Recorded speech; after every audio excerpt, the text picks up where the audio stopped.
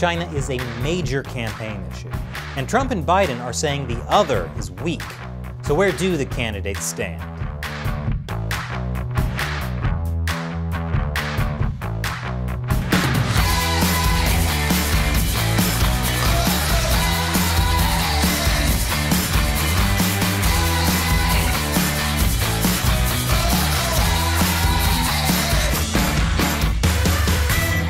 Welcome to America Uncovered. I'm Chris Chappell. This episode has been sponsored by Surfshark. You should be using a VPN, like Surfshark, to protect your identity whenever you go online. So, there are only 2 weeks left until the election. And the biggest foreign policy issue in this presidential race is China. A lot is on the line.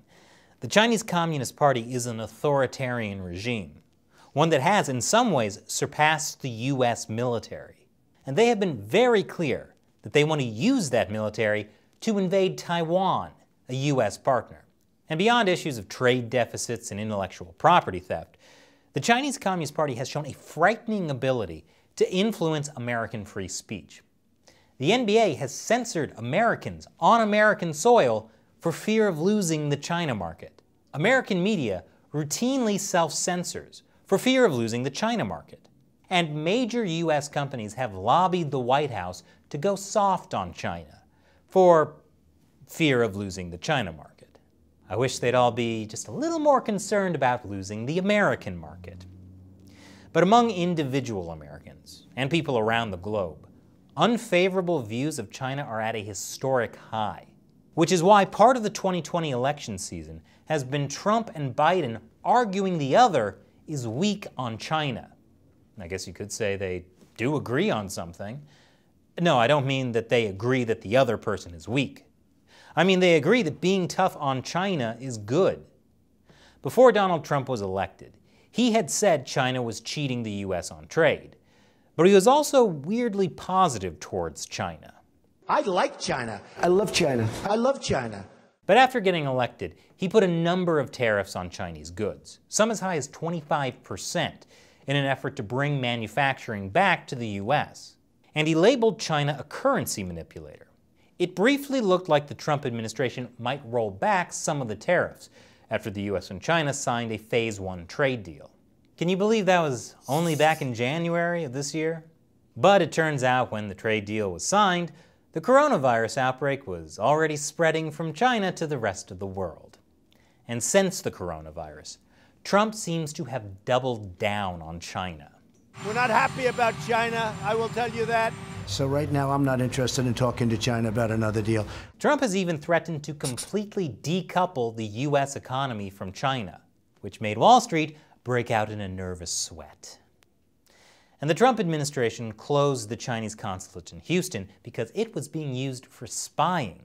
On the human rights front, Trump has signed bipartisan legislation to support democracy in Hong Kong and to protect the Uyghur Muslims from the Chinese regime's human rights violations. And the Trump administration has already used both of those laws to sanction officials for the crackdown in Hong Kong and for the mass detention of the Uyghurs.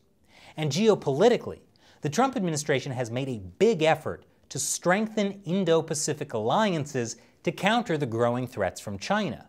And back in May, the Trump administration announced a new U.S. strategic approach to China.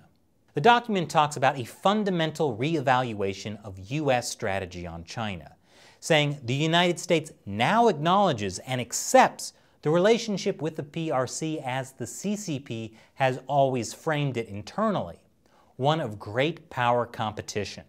And Trump administration officials, like Secretary of State Mike Pompeo, have made a series of speeches calling out the Chinese Communist Party and saying that the U.S. will not go back to the blind engagement policies of the past. So the Trump administration has started a fundamental shift in how the U.S. deals with China. And that would continue under a second Trump term. But what would a Biden administration do about China? Well, we have a lot to talk about, and we'll begin after this short break. Welcome back. How has presidential candidate Joe Biden talked about China? Well, things have changed since Biden was vice president. Like I said earlier, Most Americans have a more negative view of China than before, so how Biden has talked about China has changed too. Biden told the Council on Foreign Relations that he would double down on Trump's sanctions over the Hong Kong security law and its detention of up to 1 million minority Uyghurs. Not sure exactly what that means in practice, since the sanctions are already quite tough. But maybe Biden will make them double tough, like going from bounty to brawny. The Biden campaign platform also promises to maintain the U.S. lead in technology and to confront Beijing's efforts to erode that edge through cyber attacks, forced technology transfers, and luring American-trained scientists to work in China. Biden agrees with Trump that China is a strategic competitor, not a strategic partner, as it was considered during the Obama administration. Do you view China as an opponent? Because the president says you've been too cozy with China, too accepting of them in the international community. I'm not the guy. Look, China, we now have a larger trade deficit with China than we've ever had with China. And in our administration, when the World Trade Organization he keeps going on about just ruled that his trade policy violated the World Trade Organization. We went to the World Trade Organization 16 times. Do you view China as an opponent? I view China as a competitor. Biden says he views China as a competitor now. I mean, after the coronavirus, no one in 2020 is going to say the Chinese Communist Party are the good guys. Granted, in 2019, some people might have disagreed. China is going to eat our lunch? Come on, man. They can't even figure out how to deal with the fact that they have this great division between the China Sea and the mountains in the West. They can't figure out how they're going to deal with the corruption that exists within the system. I mean, they're not bad folks, but guess what? They're not competition for us. And that's going to be the biggest challenge facing current Joe Biden. Can he convince Americans he'll be tough on China moving forward, despite the words and actions of past Joe Biden? In his defense, for decades, the think tanks and political circles were almost all saying that America has to engage with China. Doing business with China is what will transform it into a democracy. Now obviously, hindsight is 20/20, especially in 2020. We know more about the Chinese Communist Party now. The coronavirus, the suppression of Hong Kong, the concentration camps for Uyghurs. So in 2020, we've definitely learned some things about the Chinese Communist Party. Although, long before 2020, we should have already known about the Communist Party stealing hundreds of billions of dollars worth of U.S. intellectual property, breaking most of the trade promises it made to the WTO, and of course, the party's ethnic cleansing in Xinjiang and Tibet, and their killing of Falun Gong practitioners for their organs. But I mean, as of 2019, we had no idea they were the bad guys. They're not bad folks. Okay, many people were stupid on China in the past. But surely Biden can at least admit he was naive back then. Do you think in retrospect that you were naive about China? No. Okay. So during the 36 years Joe Biden was a U.S. Senator and the 8 years he was Vice President, what was his stance on China that he says he was not naive about? Well, as chairman of the Senate Foreign Relations Committee in the year 2000, Biden voted yes on the bill to give China permanent normal trade status. Here's what Biden said on the floor of the Senate about why he was voting yes. Our course is clear. China's growing participation in the international community over the past quarter century has been marked by growing adherence to international norms in the areas of trade, security, and human rights. And wherever a break might have been applied, by placing human rights or labor conditions, Biden voted the measures down and lobbied other senators for Beijing. Biden said at the time that amendments covering such diverse issues as POW/MIA cooperation, forced labor, organ harvesting, etc. pile too much onto this legislation. Makes sense. First you normalize trade, then you worry about the organ harvesting later. Then in 2001, Biden backed China's entry into the World Trade Organization. Maybe that seemed like a good idea at the time. Although a 2018 report to Congress on China's WTO compliance found China was not in compliance. Surprise! For more on how China has violated pretty much all their WTO promises, check out this episode of China Uncensored, Top 5 Trade Promises China Has Broken. Now, although we know how Senator Joe Biden voted with respect to China in the early 2000s, once he became Obama's vice president in 2008, it's a little trickier to comment on how he handled China. As vice president, Joe Biden worked closely with China and Chinese leader Xi Jinping, but he was doing that at the behest of President Obama. We don't know what Biden would have done if he was president and calling the shots. But according to the New York Times, Obama gave Mr. Biden, his vice president, the role of cultivating Mr. Xi, then China's leader-in-waiting. Mr. Biden boasts about having spent more time with the Chinese leader than any other foreign official, saying the two had 25 hours of private meals and logged 24,000 miles of travel together. Now sure, at the time, a lot of people hoped that Xi Jinping would reform China. Turned out, he reformed it into a dictatorship. The FBI now says the whole of Chinese society is a threat to the U.S. The Chinese Communist Party has infiltrated all levels of U.S. society, including classrooms. How did that happen? Well, Vice President Joe Biden and President Obama had actually kind of pushed for this. I'll show you how after the break. Welcome back.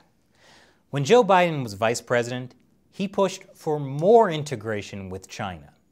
Here's Biden at China's Sichuan University in 2011. In order to cement this robust partnership, we have to go beyond close ties between Washington and Beijing, which we're working on every day. Go beyond it to include all levels of government. Go beyond it to include classrooms and laboratories, athletic fields, and boardrooms. Sounds great. But can we also get China involved in the U.S. military too? That's why it's also important that our military leaders work together, get to know one another. Not just our political leaders, but our military leaders. Awesome!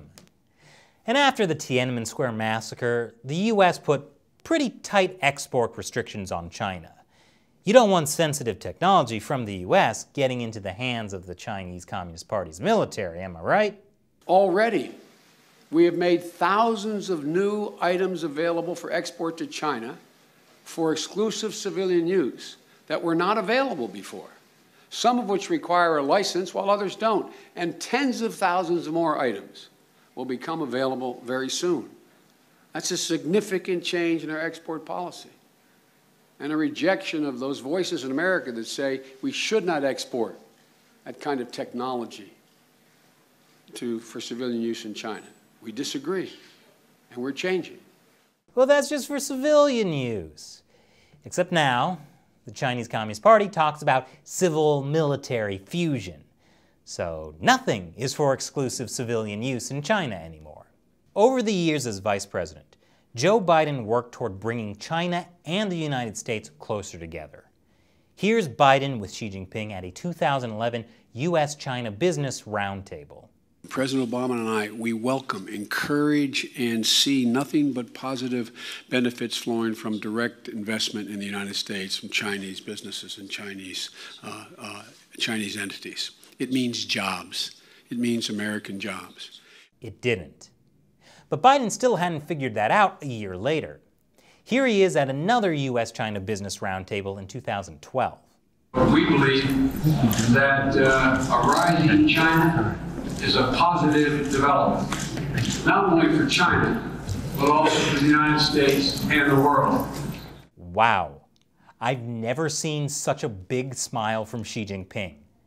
Must be all the time he and Biden were spending together. There's more.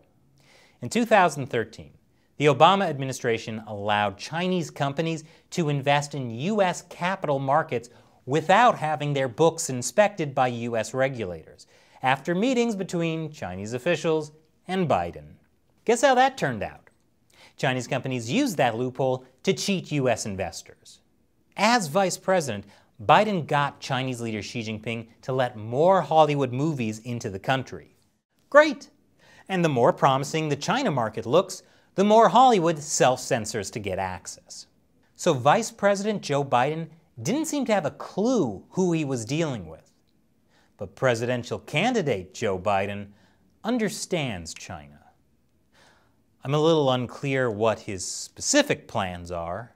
On his website he says the world is facing inescapable challenges, including a rising China. That seems to be the only mention of China in his campaign platform. He has said he wants to get tough on China, but he doesn't support Trump's trade tariffs. That's because, in his view, they've hurt the U.S. more than China. And while Trump has been threatening to decouple the U.S. and Chinese economy, a Biden advisor says that's unrealistic. So what will Biden do about the billions of dollars worth of China tariffs? He's been unclear. Made it real so clear. if you scrap those tariffs, what do you want in return? Or are you just going to scrap them without any concessions? No, here's the deal. The question is, what is the appropriate behavior that they have to engage in international trade with us? And they have to play by the international rules. And what we have done is we have disarmed ourselves. We make up 25% of the world's economy, but we poked our finger in the eye of all of our allies out there. The way China will respond is when we gather the rest of the world that in fact believes in open trade and making sure that we're in a position that the world that we deal with WHO the right way. That in fact that's when things begin to change. That's when China's behavior is going to change. So what I gathered from that is Biden isn't going to say what he'll do about tariffs. But he is critical of how Trump has handled the relationship with U.S. allies. For instance, Trump withdrew the U.S. from the Trans-Pacific Partnership. That was a trade pact Obama had negotiated with the intention of getting Pacific economies together to counter China. Biden has said he would renegotiate it. And I don't want to give you the idea the Obama administration did nothing to counter China. In 2011, Obama announced a pivot to Asia. He had the U.S. Navy challenge China's claims in the South China Sea by sending warships there on freedom of navigation operations. Trump agreed with that. And in fact, Trump increased the number of freedom of navigation operations. But by and large, the Obama administration and Vice President Biden focused on having smooth relations with China and increasing trade. Now, presidential candidate Biden is talking tough on China. But will President Biden actually change his actions on China if he gets elected in 2020? It's hard to say. But we can look to his potential advisors for clues. One of Biden's foreign policy advisors is Eli Ratner. He was one of Vice President Biden's deputy national security advisors from 2015 to 2017. He's been saying the U.S. must forget America first to counter China. And he's also been saying the U.S. should focus less on forcing China to change and more on being, quote, a more confident United States. In August, he said, "The China challenge right now is about us. It's not about them. It's about our own competitiveness." Another potential Biden administration advisor is Susan Rice. She was Obama's former national security advisor. And she's been pushing to become Biden's Secretary of State or Defense. How would she treat China? Well, she very much follows the Henry Kissinger school of thought on China, engagement. Basically, Susan Rice seems to want the status quo we've had for decades. Don't rock the boat, don't upset the Chinese leadership. But the realities have changed. There is broad bipartisan consensus that the Chinese Communist Party is a threat. Obviously, Biden has criticized the Chinese Communist Party's forced detention of Uyghurs, calling it unconscionable. He's also said the free world must unite in the face of China's high-tech authoritarianism. If only the U.S. hadn't helped the Chinese regime build that high-tech authoritarian system by selling sensitive U.S. technology to Chinese companies for civilian use. So Biden has been much softer on China in the past, but now he's toughened his stance. But will that translate into policy? Or will the Biden administration bring a reset to U.S.-China relations? Now, according to the National Counterintelligence and Security Center, a U.S. government agency, China wants Joe Biden to win. I can't imagine why. They're not bad folks. But I mean, is that really true? I consulted the mainstream media and found out that, in fact, China wants Trump to win. They're rooting for Trump to win. Beijing would prefer Trump over Biden, and Trump is Beijing's best asset. I feel like I'm watching Batman versus Superman again, and nothing makes sense. And this episode has been sponsored by Surfshark. Whenever you go online, you should be using a VPN, like Surfshark, to protect your identity, because governments and your internet service provider may be watching you. And besides protecting your identity, there's another advantage to using a VPN. You can access websites that are only available in other countries. For example, let's say you want to watch Batman vs. Superman, but you can't access it on Netflix in the US. So you use Surfshark to switch your location to France, log in again, and there it is. And you may find out that Batman and Superman have more in common than you first thought. And if you don't want to watch Batman vs. Superman, there's tons of other movies and TV shows that you can only watch if you're logged into Netflix in another country by using a VPN like Surfshark. And with one account, you can connect as many devices as you want. Try it out with a 30-day money-back guarantee. And Surfshark has a special discount for America Uncovered fans. Go to surfshark.com/uncovered and use the code UNCOVERED to get our special deal that includes 3 extra months for free. Click the link below. Once again, I'm Chris Chappell. See you next time.